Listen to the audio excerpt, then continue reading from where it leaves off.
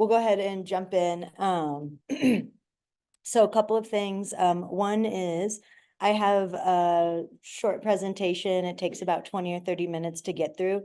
It goes over the basics of the grant and specifically the Omaha Neighborhood Grants Program put on by the Omaha Community Foundation. And then it also goes over just general grant writing tips that will be helpful in whatever type of grant you might be interested in beyond the Community Foundation grant. So we'll talk over those two things. And then at 6:45, we're going to have someone from the planning department and I believe also the parks department hop on. So if you have any questions specifically for them, they'll be on. And once we get done with the presentation, we'll have time for questions for myself and also for those folks that show up. So if that sounds good to everybody, I will go ahead and share my screen. If it doesn't sound good to you, I guess you could give me a thumbs down, but we're gonna go ahead and jump in. Okay, so can everybody see my screen? I'm assuming that's a yes. Yes. All right. Okay, Yeah. so the we're here specifically to talk about the Omaha Community Foundation's Omaha Neighborhood Grant Program. So the Omaha Neighborhood Grant Program supports community leaders doing work in their communities. So it's really about supporting residents in neighborhood projects. And then One Omaha, that's obviously where I work, and One Omaha's mission is that we empower people where they live through education, training, and engagement. And the way that we intersect with these neighborhood grants is that we provide technical assistance for the Omaha Neighborhood Grant Program. So that means like these grant writing workshops, if you need further assistance with project development, or when it comes to filling out the application, you can go ahead and reach out to me. My email is alex@oneomaha.org. And then we also provide fiscal sponsorship as well as visioning sessions. So fiscal sponsorship, we can provide that for a variety of grants.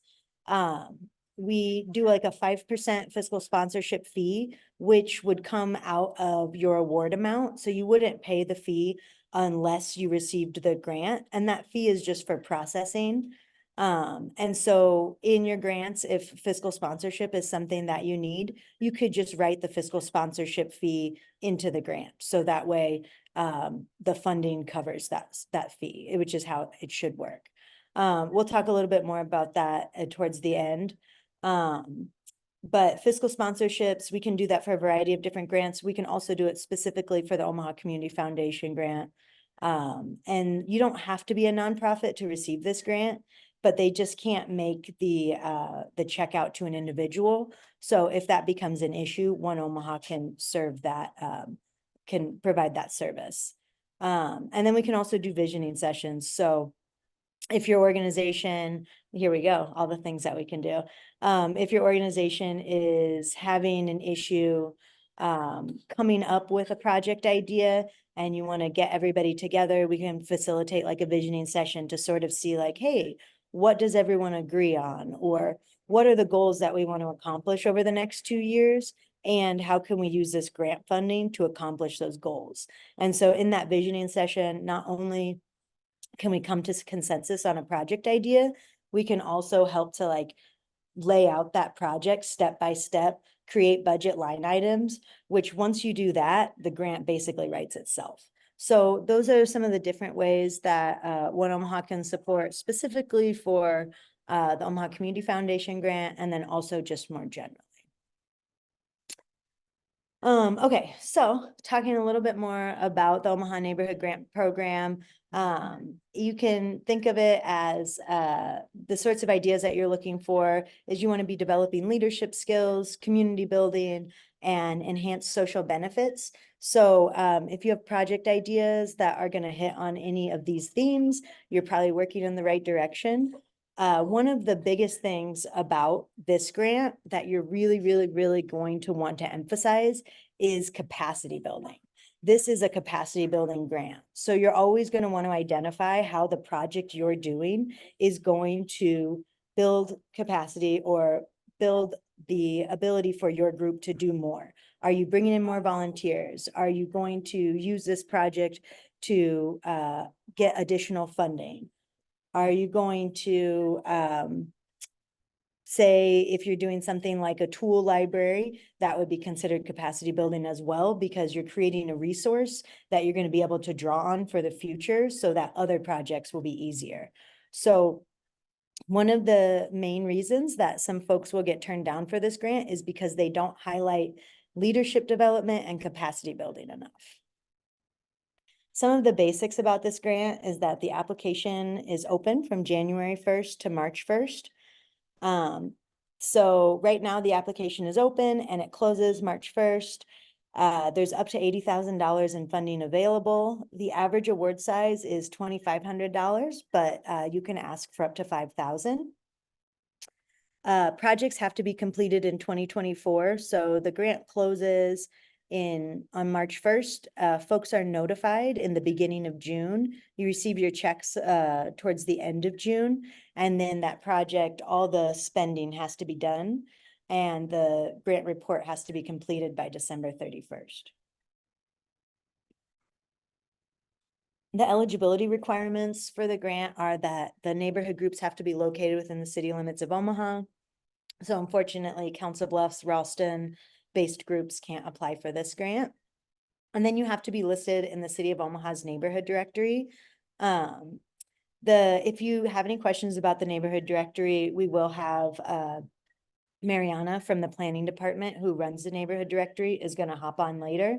But signing up for the neighborhood directory is pretty easy. I usually follow up after these workshops with an email that has a link to the neighborhood directory. You don't have to be a nonprofit, but you do have to have a bank account under a neighborhood group or a fiscal sponsor. So like I said, they can't make checks out to individuals. So just some general project ideas that we've seen awarded in the past would be like neighborhood markets, community gardens, events like block parties, concerts, newsletters, tool libraries, those sorts of things have been funded in the past. Other project ideas are like murals, park improvements, community engagement events is a really big one. So if you're like, whatever project you're doing, like Shamika, when you mentioned like the houseless population, that can be considered like a community engagement event if you phrase it that way. So just thinking about ways to phrase projects that will fit the theme. Communications, so newsletters or whether they be like paper newsletters or regular email newsletters are a big one that is off, that you might want to wrap into any project ask. Non-English speaking outreach, vacant lot initiatives, some folks were talking about that. Movie nights and neighborhood planning guides are all things that have been funded in the past. So that is some general information about the grant, and I really just want to underline that capacity building aspect again, to just say that like you're really going to want to highlight in whatever you're doing that leadership development and capacity building. So when I heard about the community garden, definitely thinking, that it's a food security project. It's also a vacant lot initiative from what you explained. And then just think about like, how is having a community garden going to increase the ability of your group to reach more people or engage more volunteers or do more. And then I'm thinking with like the outreach that you were talking about at Cali Commons, you really want to build in leadership development into that. So if you have some like neighborhood artists that are going to be doing going to be doing classes, like you can underline that as like, yes, we're doing classes, but also these artists will be experiencing leadership development through facilitating these classes. So if there's any questions about that now, feel free to ask them whenever, but we can also hit on some of that a little bit later. I have a question. This is Becky, and I'm the one who we're trying to refurbish the tennis courts and do a skate park. How would I build on capacity there? I'm not Yeah. sure.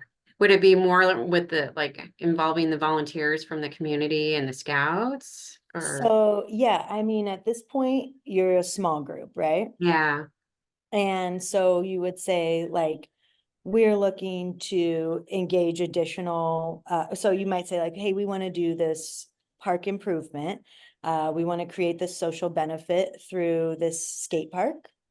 okay, And in order to do that, we want to engage more people. So, first step is that we want to engage an additional 7 people, increasing, our group.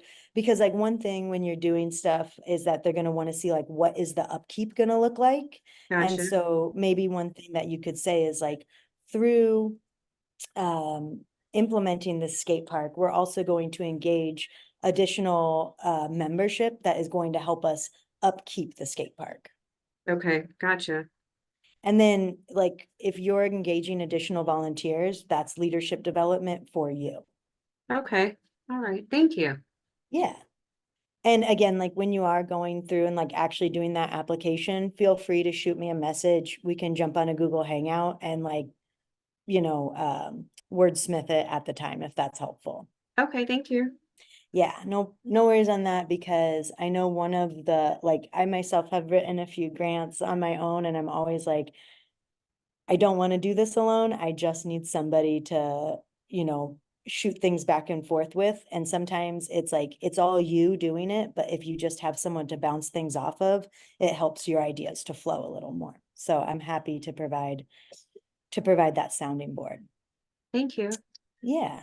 Any other questions right now about general grant information? Um, I have a question. Um, the vacant lot initiative, would it, like, we own the vacant lot, so would it still be considered a vacant lot initiative if we own it, just haven't been using it? Like, we maintain it, it has grass on it, but that's it. Yeah, no, that's a good question, because it's like, it's not really blight because it's being maintained and it is a green space. No, you could always just call it like activating the space. Because right now, maybe it's kind of a passive space that people don't really think about, or use very much. And so to activate a space, it doesn't have to be that the space was blighted before that. It's just a space that, in an urban environment, it's expensive, right? And it's because it's hard to come by. So every little inch that we can use to be building community is really helpful. So in that way, it can be like, hey, we're just activating this space and making it even more valuable to the neighborhood. Okay. Thank you. Yeah. Any other questions right now? All right. Okay, so next up, these are kind of like general grant writing tips that can be helpful for a lot of different grants. So before you apply, you want to gather a core group of point people. This is always good because, first of all, the neighborhood directory requires you to have 3 active members.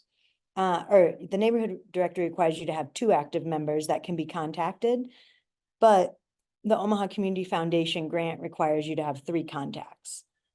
So you want to have a core group of point people just for that reason. In general, when you're applying for funding for projects, you want to make sure that you're going to be able to accomplish those projects. So you want to make sure that you have a group of people who have buy-in, so that if you do write an amazing application and you get awarded this funding, you're going to be able to implement that grant, or you're going to be able to implement that project.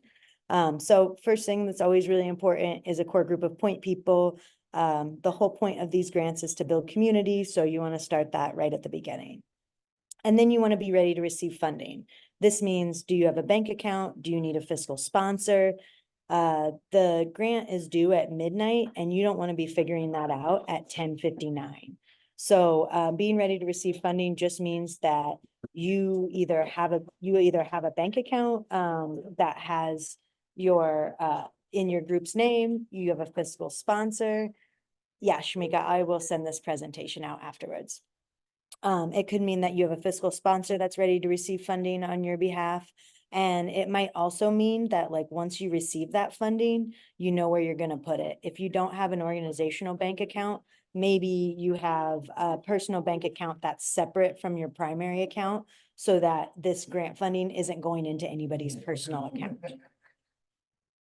And then you want to familiarize yourself with the grant. So it's always a good idea to read through the entire application a couple weeks before it's due to make sure that you feel ready to answer those questions. And that if you're not ready to answer those questions, you can do a little research in advance so that when you do actually sit down to like write the grant, you can be letting it flow. Specifically for these neighborhood grants and in general, you're always going to want to secure permission from city or property owners if that's something that is necessary. So if you're doing like a block party where you're going to be shutting down the street, you want to make sure that you want to check with the city, with Public Works, that you can shut down the street on that day. Because if you ask for funding to do it, you want to make sure that it's a thing that can be done. And then when I'm doing grants with a group of people, I always want to make sure that I have a shared folder for the process. That's where I can keep track of my draft proposals. I always copy and paste the application into a Google Doc, and then I answer the questions there in the Google Doc, and then I copy and paste my answers into the application when I'm done. That way, if anything happens, like the internet goes down and your application doesn't save, it's not a big deal because you can just go back and copy and paste those answers in. Additionally, sometimes, you know, you're writing answers to a grant and you're just on fire. The words are just coming and it's everything's perfect. And you want to be able to channel that same energy later for possibly like a different grant application. It can be really helpful to look back on the answers from your past grant applications to help get the juices flowing for future ones. Additionally, having all that information in a shared folder is just really good for transparency in a group. And it's also really good. And this is something that you can, if you're going to do this, something that you can include in like leadership development is having all of that information available so that other people, one thing that's really important when you're organizing a group is that you want to be able to have these opportunities for other people, new people to take on projects and to take on responsibility. So when you have all of this information in a shared folder, it's not just one person that knows all the answers or has all the access to information. It's more egalitarian and it can allow for people to take on leadership roles in the future because they can look back at what was done in the past. Also, it's really great to have somebody that can check your work. Okay, so after you're ready to receive funding and you have your core group of people and everything's ready to go, you need to decide on a project. One Omaha can assist in doing that with the visioning sessions. And then once you've decided on your projects, you're going to want to take stock of your capacity. So you might have this giant project that you want to do, and it might not make sense to accomplish it all in 1 year. So it's okay to break things down into smaller phases. You can say like, hey, our overall 3-year goal is to have our entire empty lot turned into a community garden. For phase 1, we're just going to do 200 square foot gardens and a picnic to engage future gardeners. And so that phase 1 is going to set you up so that phase 1 is successful, people are inspired, and next year you're going to be able to implement a larger garden because you have more people that are participating. So taking stock of your capacity and not doing too much too soon, but making sure that you're breaking your project down into something that is accomplishable. And then you always want to have a backup plan. This is good from an organizational point of view, as well as from funders' point of view, is they're going to want to see like, what would you do without this funding? And how is this funding going to make your project even better? So first of all, that's good for your group in general, because you might have this project that you want to do. And if you don't get the grant, you don't want to lose that group energy of like, well, we didn't get the grant, we can't do the project. You want to say like, well, we didn't get the grant, but we're still going to do the project plan B style. And additionally, funders are gonna wanna see that you have other plans or you have other options for making this project happen. It's not solely based on their funding. I don't know that that's the greatest thing in the world that funders think, but it is one thing that they're gonna wanna see. Okay, so then for developing your project with leadership skills, you always want to think about how this project is going to build leadership skills in your organization. This is going to look good for the Omaha Community Foundation grant as well as other grants. So what sort of what is leadership development? If you think of organizational and communication skills that are necessary for the project, so if it's a newsletter or if it's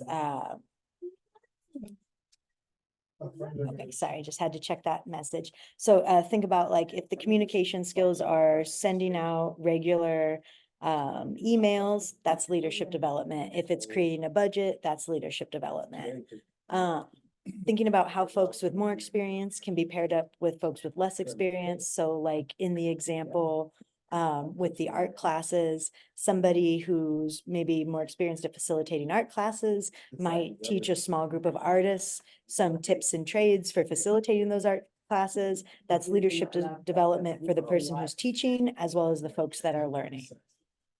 Also thinking about any opportunities to get involved that will be created through the process or through the project. So if you're inviting people to in any way be involved on the team, that is leadership development for them because they're getting teamwork skills. And then you want to think about how this funding will create more of those leadership development opportunities than would be created without the funding and highlight that in your application.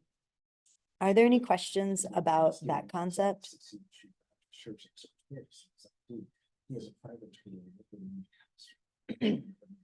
Okay, so talking a little bit more about developing your project and integrating capacity building.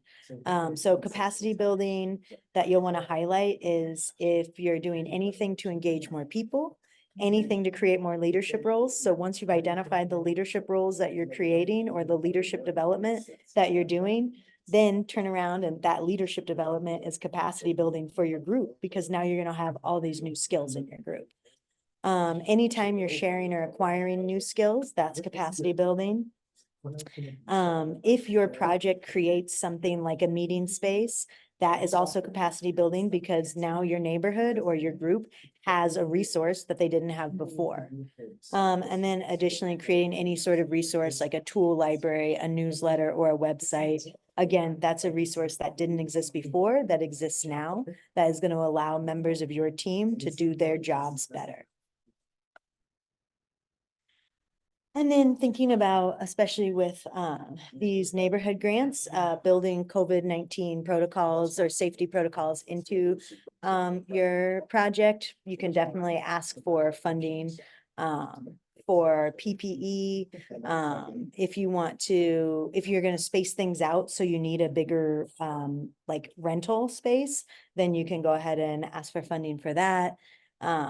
You know, thinking about what it felt like when the pandemic first hit and like what felt like was lacking and how we're still kind of responding to that and like how we want to build up our communities in response to what it felt like we didn't necessarily have in place at that time are all things to think about and you know, ways that you can justify certain asks in the grant as well.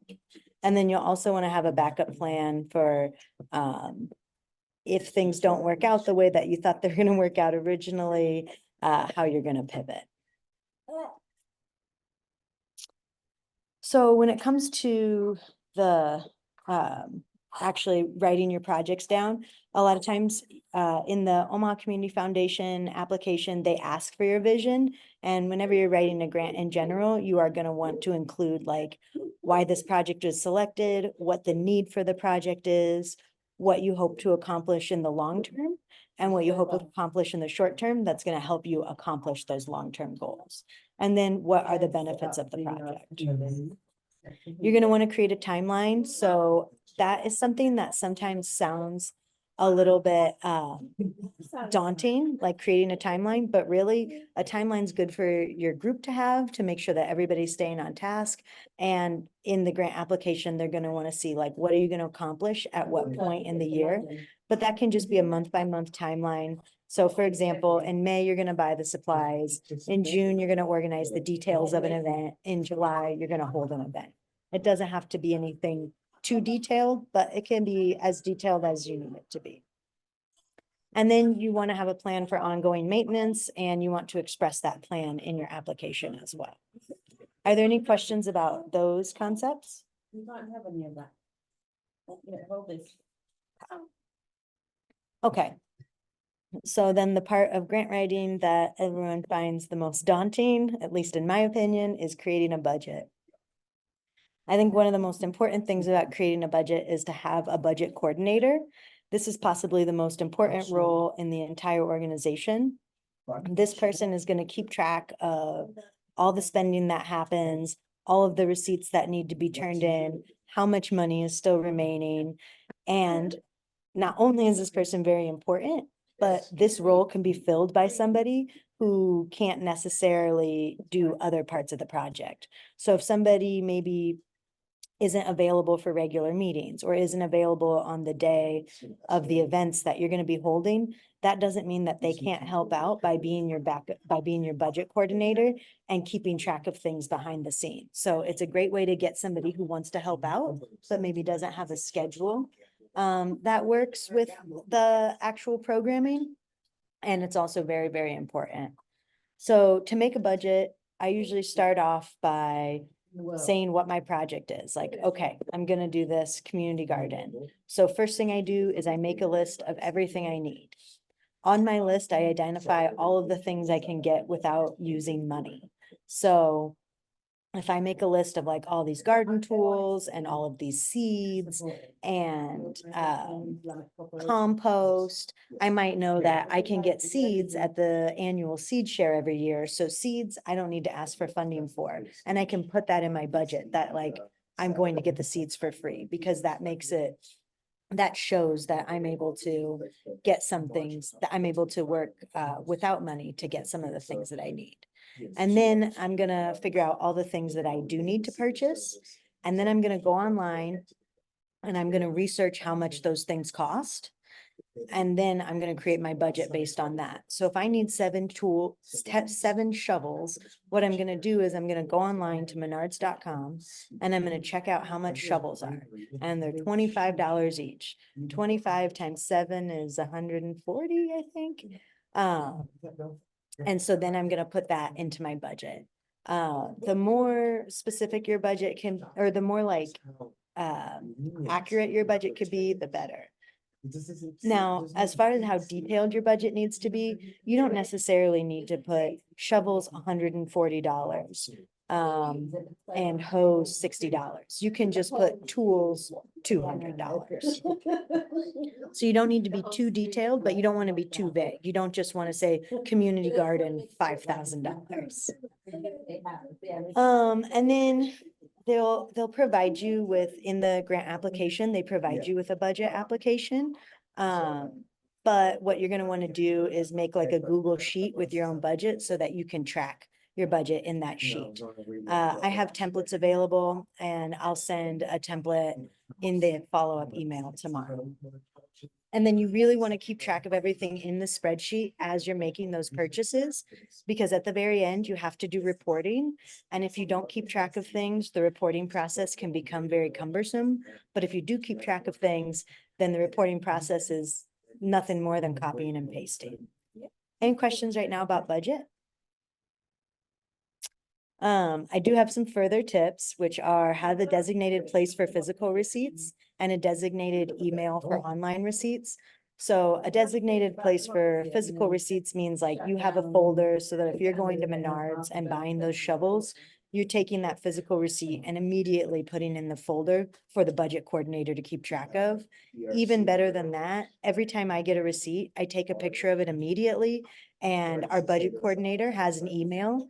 I immediately send it to that email address, because now I've done my due diligence of tracking that purchase, and the budget coordinator has everything they need to keep track of it in the spreadsheet. Some grants don't require you to upload receipts, but some do. The Omaha Community Foundation grant doesn't require you to upload the receipts, but the mayor's neighborhood grant, which is also open around the same time, they want to see receipts for every single cent you spend. So the best practice is to keep track of all your receipts. And then matching funds, a lot of times grants will ask for matching funds, and matching funds can be a couple of things. Matching funds can be fundraising that you do, like if you have a bake sale and the goal is to raise $1,000 in the bake sale, those are $1,000 that you're gonna match the grant with. You can also do in-kind matching, which if you have anybody that's gonna be doing volunteer labor, that can be considered in-kind matching. And anybody who's gonna donate anything like food or supplies, that can also be considered in-kind matching. Any questions about that?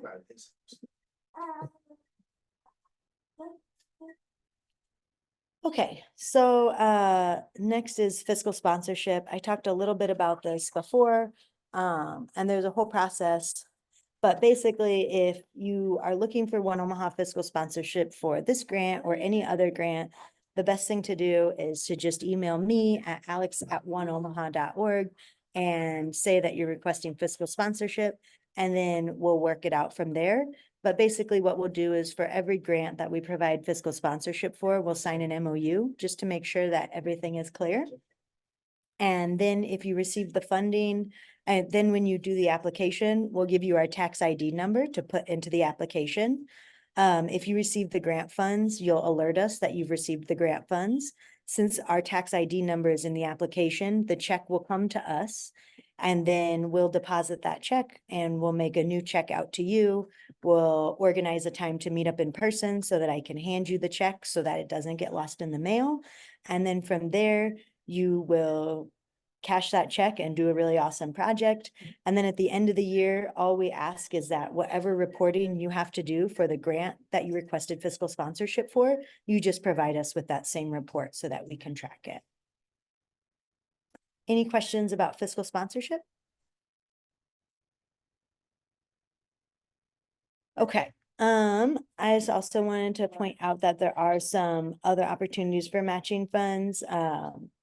Amplify Arts has a micro grant for artists, and then some of the alliances have mini grants. So South Omaha Neighborhood Alliance and Midtown Neighborhood Alliance have mini grants for neighborhoods that are located within their boundaries.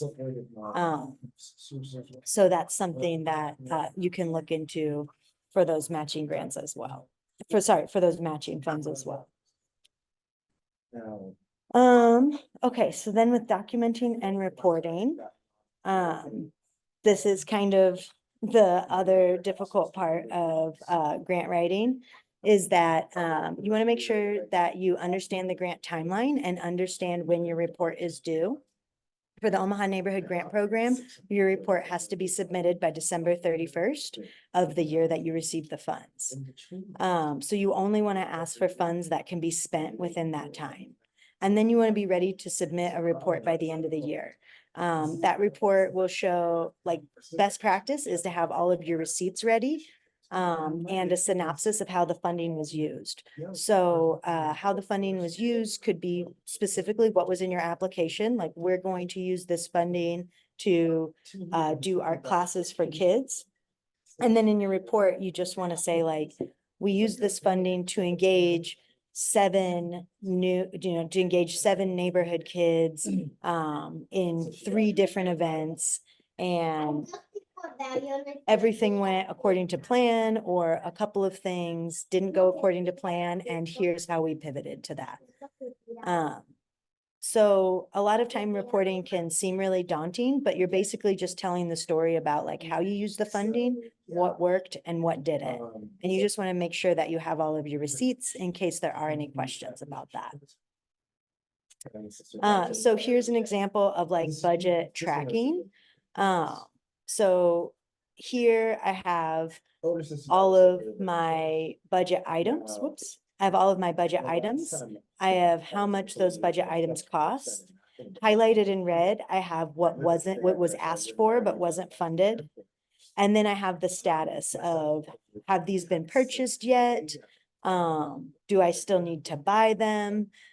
Did anything happen like on where it says promotional ads and I have moved this cost to printing?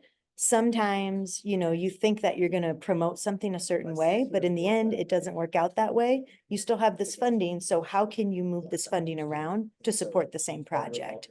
And then you just want to explain that in your report. And then I have the projected cost as well as the real cost. And then I have links to pictures of all the receipts. So that way, when it comes time to do my report, like I said, I'm just copying and pasting. This tracking document tells the story. My report is just the narrative of this tracking document. So yeah, I guess the most important thing is that you can do it. And I'm here to support you in whatever way that I can. So that being said, it looks like we've got Katie Swanson from the Parks Department has jumped on with us. So if anyone has any questions for me about any grant writing,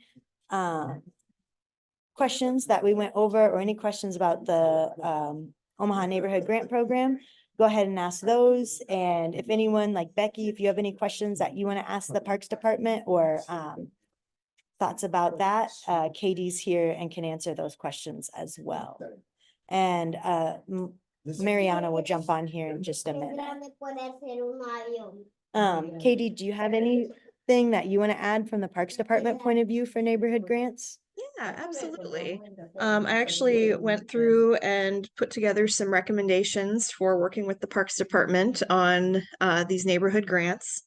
I would say the most important thing if you are looking at doing a project in a park or along a trail is to contact us first before you put in for the grant.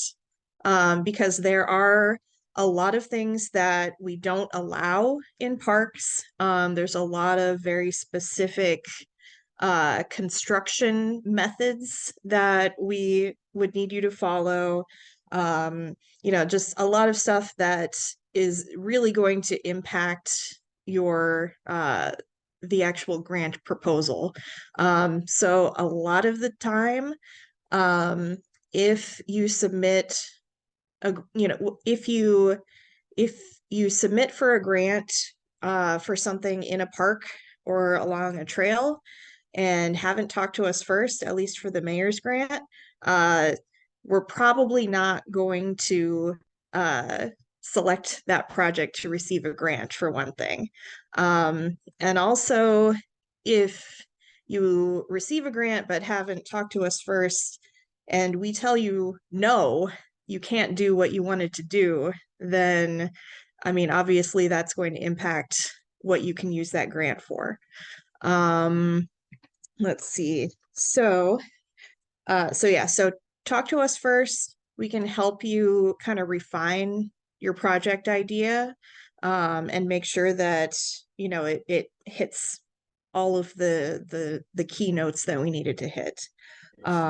So a few things that work really well for neighborhood grants in parks, stuff like benches, picnic tables, grills, tree plantings, public art, although public art will need to go to the Public Art Commission for approval.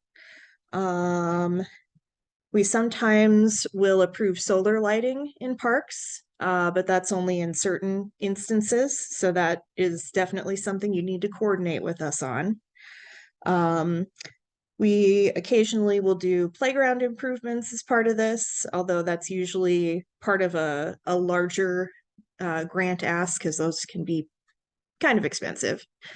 And then stuff like little free libraries, dog waste stations, those are all really, really good opportunities to use these neighborhood grants for.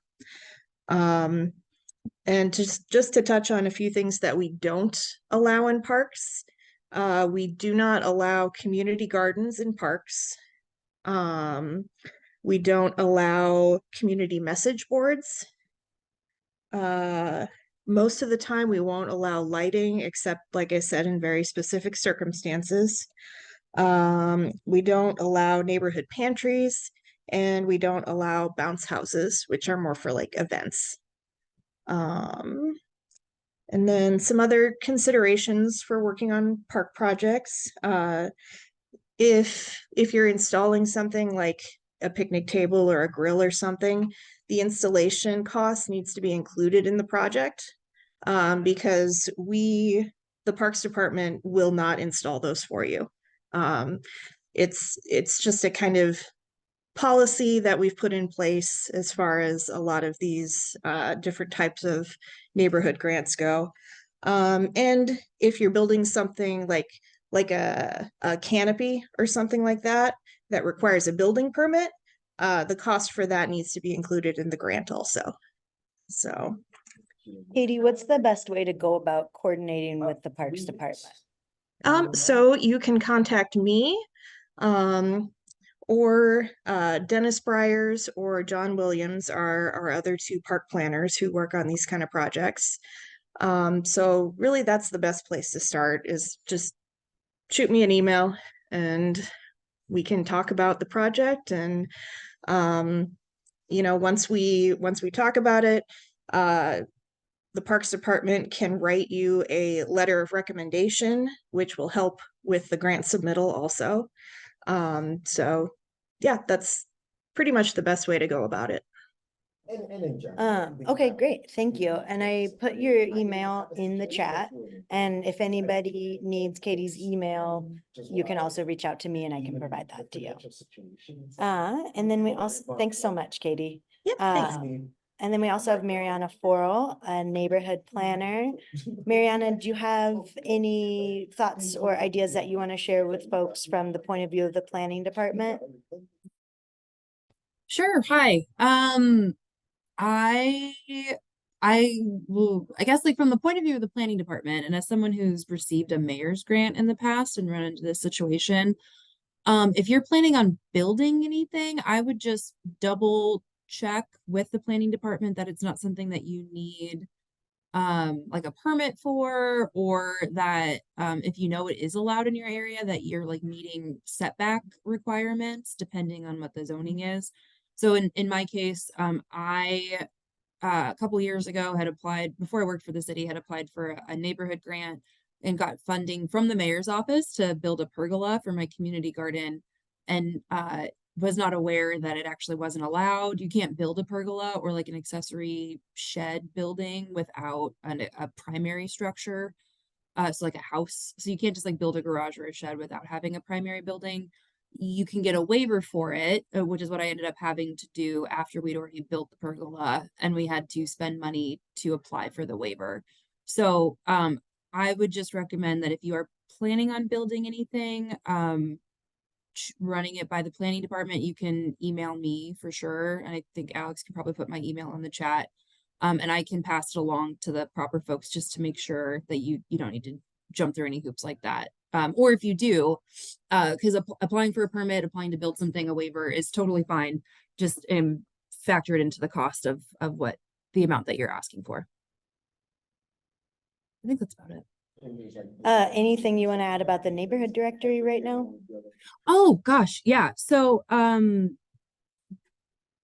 as far as I'm aware, the Omaha Community Foundation and the mayor's neighborhood grant both require that your organization is in the neighborhood directory. Alex, I don't know if you have access to the link of the online lookup tool, or I can, as soon as we're done, I can drop it in there. I follow up with an email that it has the link to it. Okay, perfect. So yeah, to for those in past years to be eligible for the grant, you just need to be in the neighborhood directory. It's different depending on the grant source, but you can be either a neighborhood association or a community group. Neighborhood associations are groups that represent the residents of a small geographical area, like a neighborhood or a subdivision. Community groups tend to have like most of them will span the entire metro area or like a region or quadrant of our community. And they're kind of more centered on like topics, hobbies, interests, like gardening, housing, active mobility, safety, crime prevention, things like that.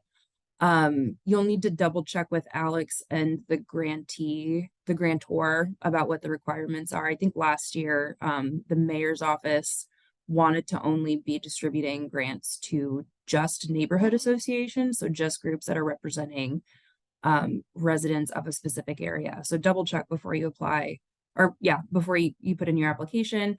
But to be in the directory is super duper easy. You go to the link, there's a button that says if you don't see your organization here, click here and you can make a new organization. You just fill out a quick little form that goes to me. And we can approve it. The only thing that you need to be one of these in the directory, the criteria is just that you have at least 2 points of contact that we could reach. So you need like yourself and then one other contact. And you need to agree to like the terms of being in the directory. So that's, we agree we don't discriminate against protected classes. If you're a community group, agree that your group is like a not-for-profit, or if you have any profits, it gets invested back into your group. They're generally community serving, but there's a little bit of flexibility on that. So the neighborhood planning section will be we'll be doing like our comprehensive update of the directory for 2024 at the beginning of February.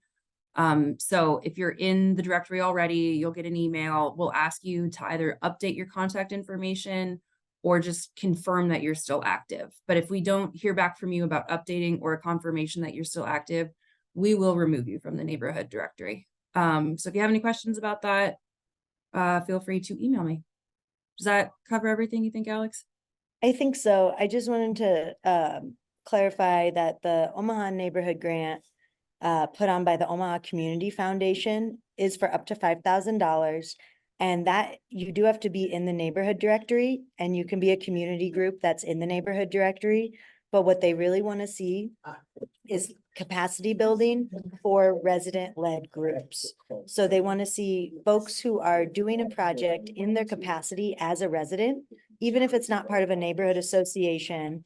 They want to see that this is about supporting the neighborhood and neighbors coming together to build their neighborhood up together, to build amenities for their neighborhood together.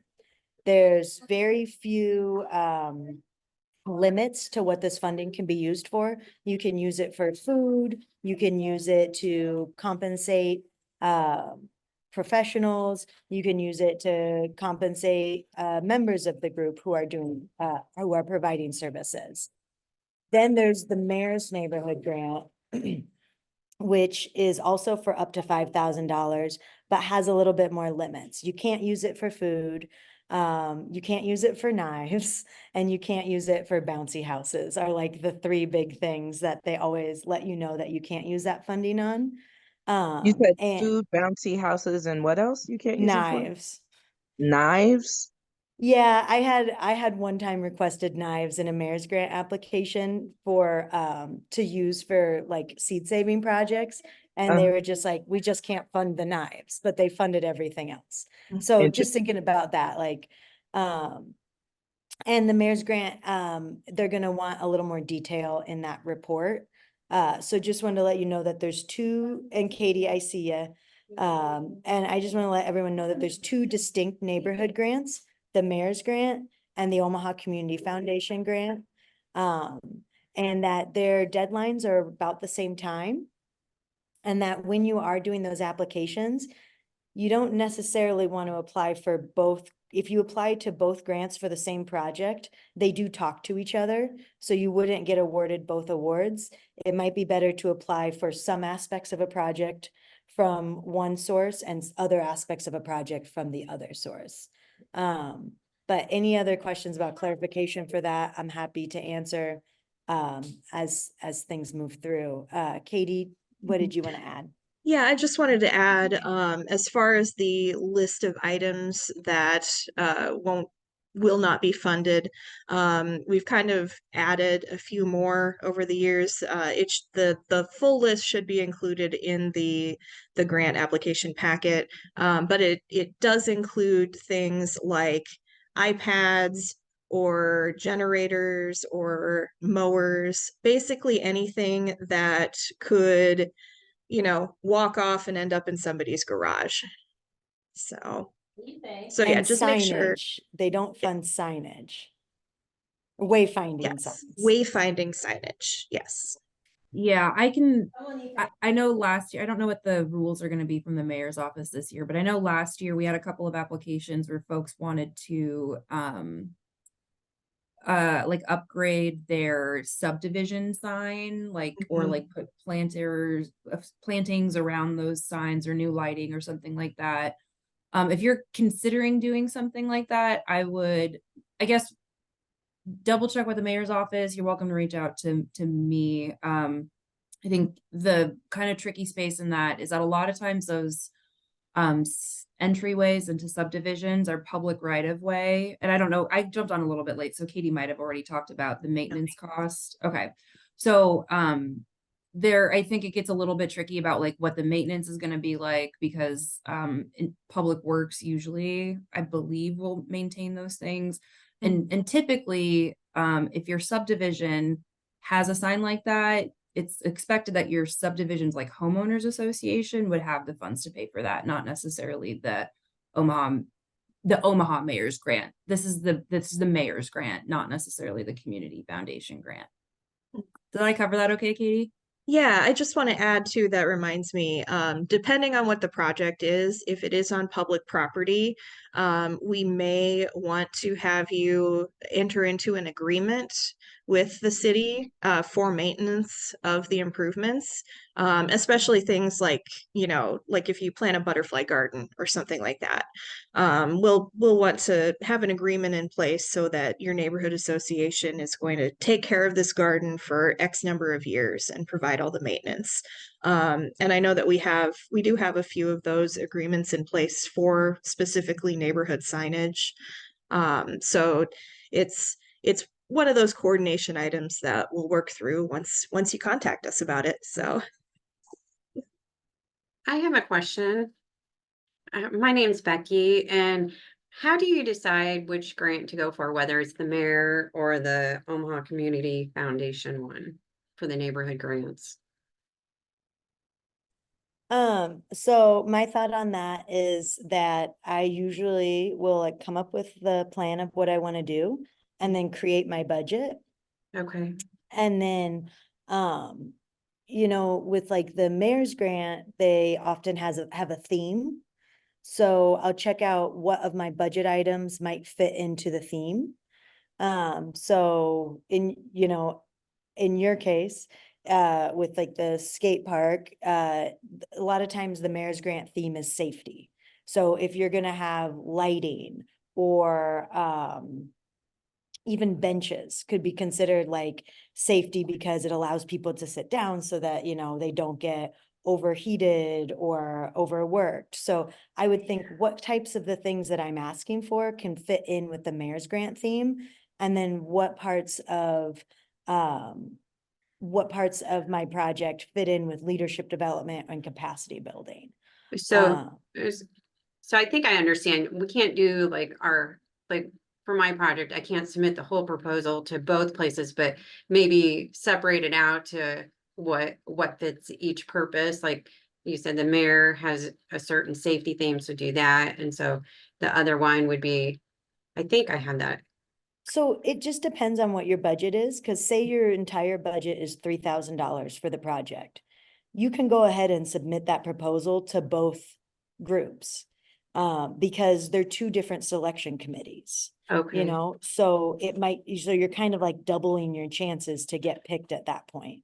Okay. Now, if your entire budget is $10,000, I wouldn't submit that to both. I would submit certain aspects of the project to the community foundation and certain aspects of the project to the mayor's grant. Okay. Thank you. Is that helpful? Yes. Okay. I was gonna ask if we could split one project into two for the grant, so that's okay. If we have one project and we do one aspect for the mayor and the one aspect for the community grant, that's awesome. Thank you. For sure, yeah, cause like, just thinking if you're doing like outreach to folks in the neighborhood, like you might want the parts of it that are going to be about like, you know, the safety parts of it, like making sure that people are healthy, making sure that people know where they can go for resources. That could be really good, or like a newsletter, that could be really good for the mayor's grant. Whereas like if you wanted to hold block parties or cookouts to engage people, that would be better to ask for from the Omaha Community Foundation. Hi, I'm Lynn. I have a question. Our group, Omaha Autonomous Action, provide a lot of services for the homeless and people with food insecurities. So say I think we would be working more with the one community foundation grant mostly. So we do that kind of thing in public places like parks and things. Do we have to get specific about what parks we're at and then check with the parks planning department to see if that's okay? How does something like that work? So if you're just holding an event and not doing physical improvements to the parks, it's not really necessary. If you expect to have more than 100 people there for the event, you'll need to get an open space permit, which you would contact us for.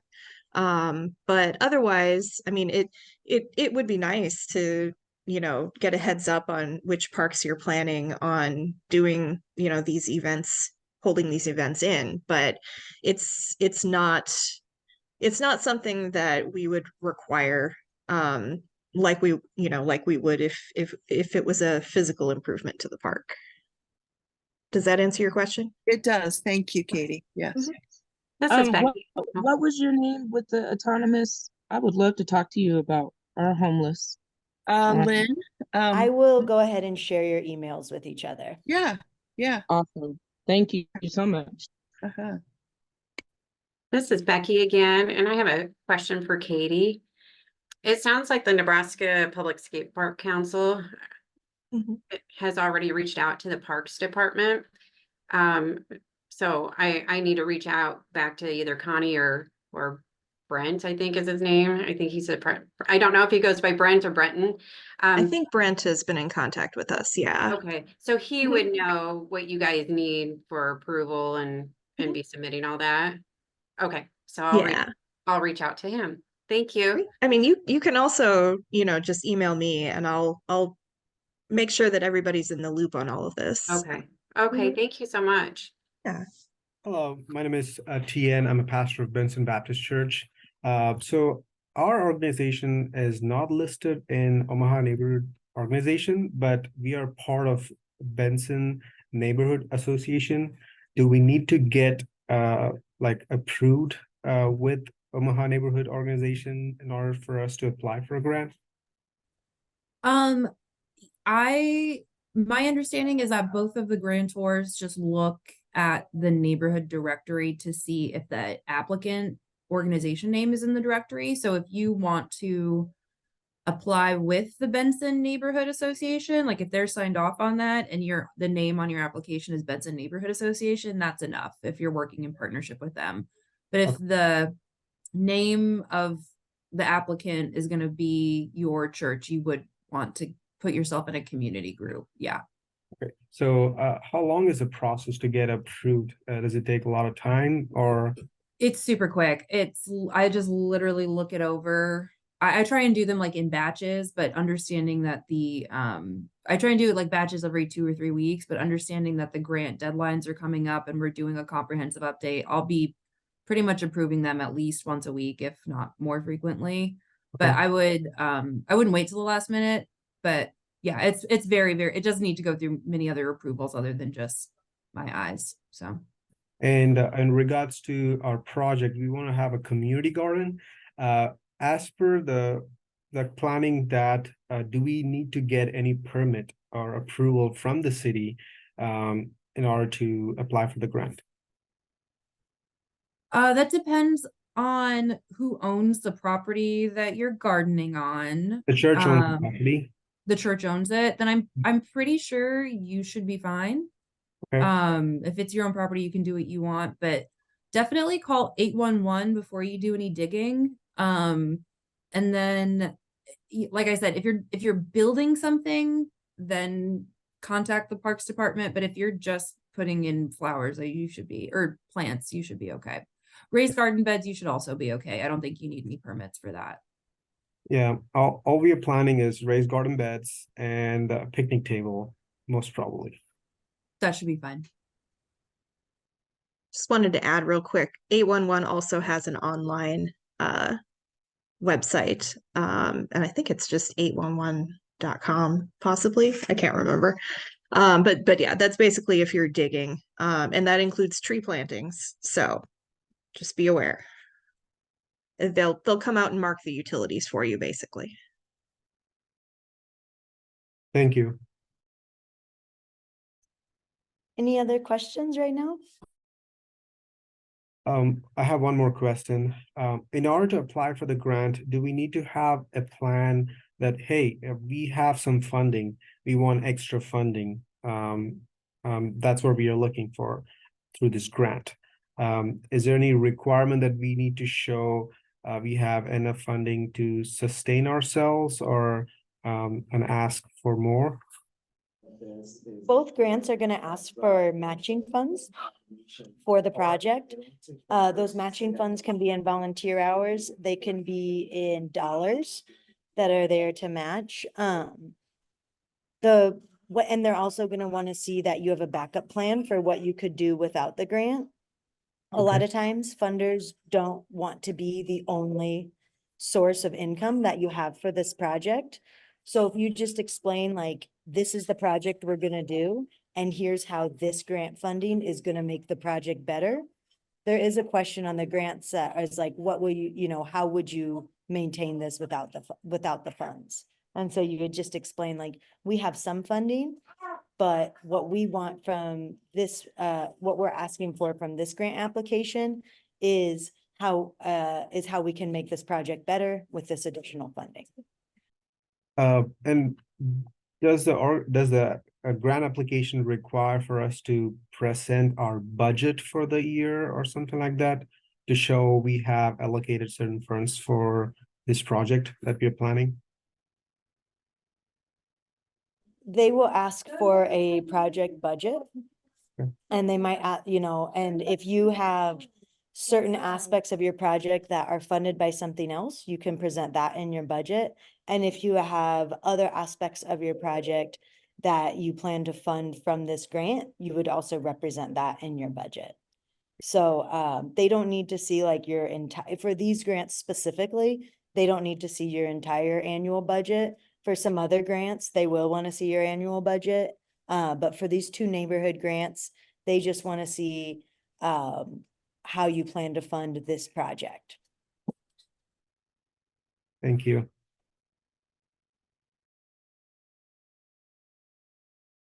And if you have any questions when you get to that point in the application, you can just reach out to me and we can discuss it in detail at that time.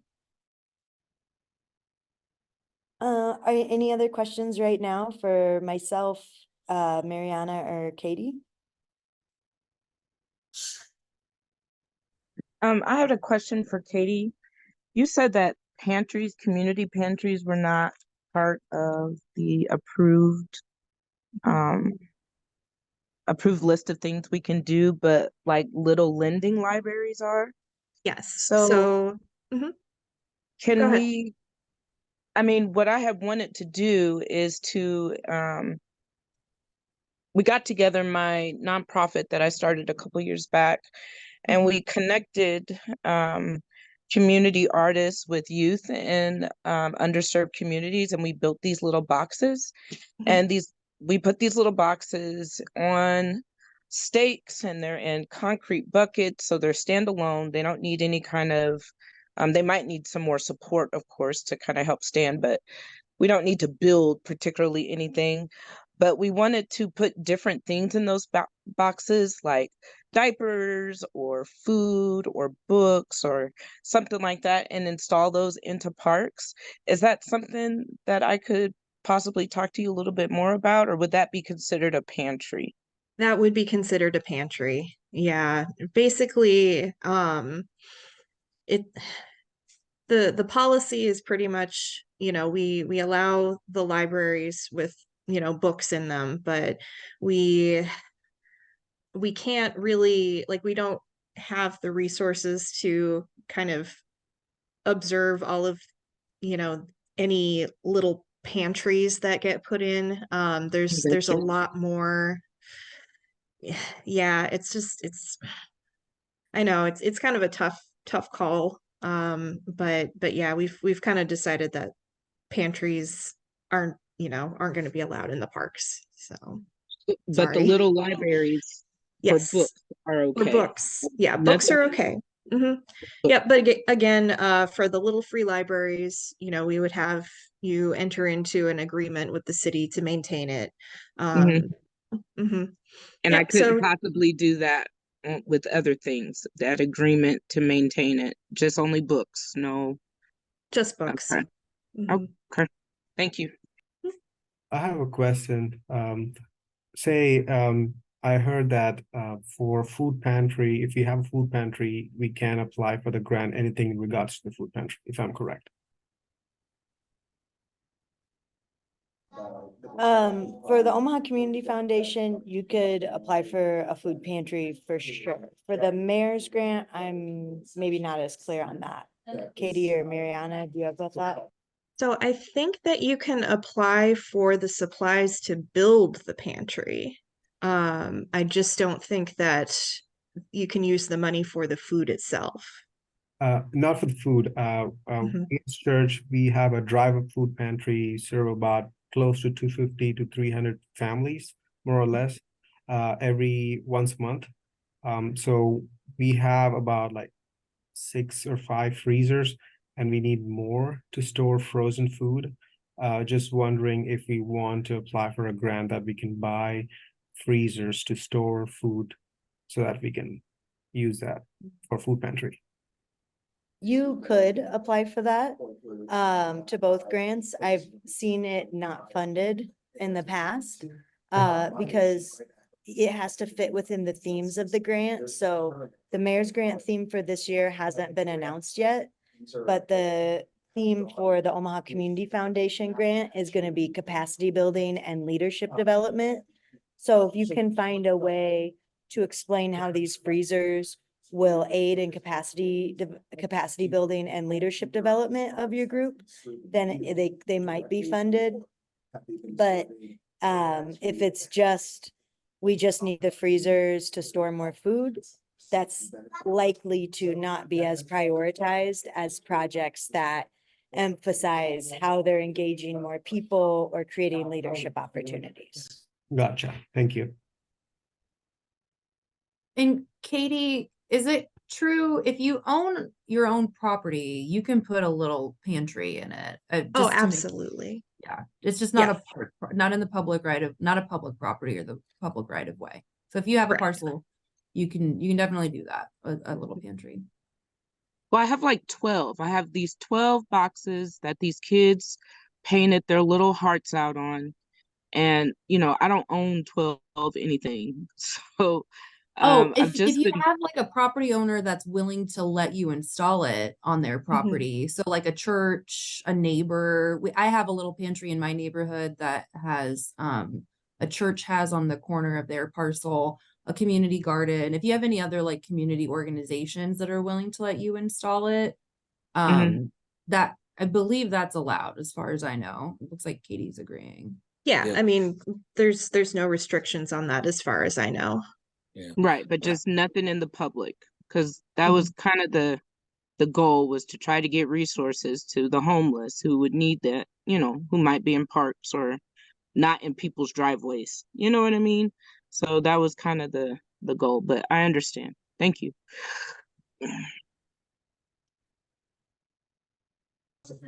There is a question in the chat. Do we know when the theme for the mayor's grant will be announced?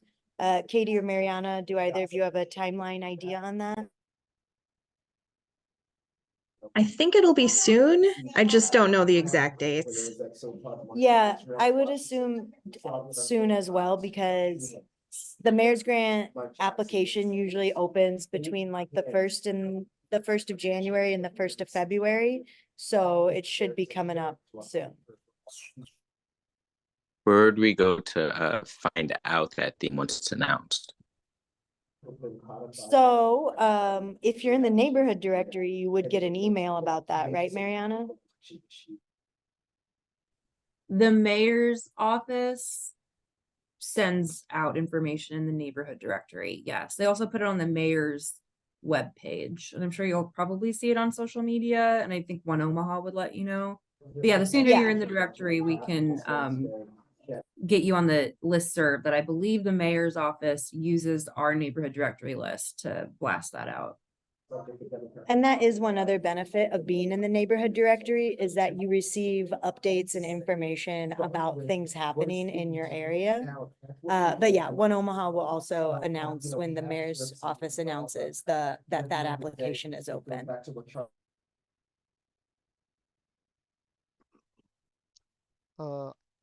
But that Omaha Community Foundation grant application is open now and it closes on March 1st. Ty, go ahead. Sorry. Hi, Katie. I had a question about the Omaha grant. If we were doing something, since we don't know the what the grant pertains right now, if we were to do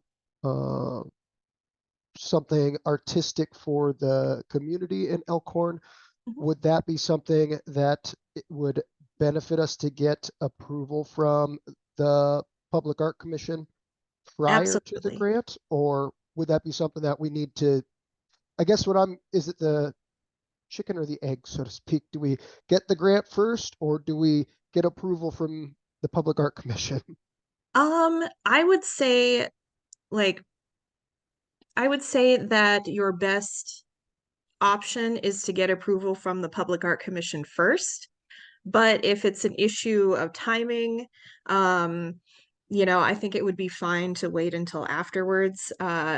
If you can send me a description of what you want to do, and I can, because I actually administer the Public Art Commission, so I have a pretty good idea of what they're going to say yes to and what they're not going to say yes to. So No just worries. Katie, this is actually Tyler. I'm Oh. on it with you. I thought that might be you, Yes, I but apologize. I should have stated okay. that. Okay, but for everyone else, I do administer the Public Art Commission. So if you have any public art stuff, email me about it. Email you at that same email in the chat? Yes. Uh-huh. Awesome.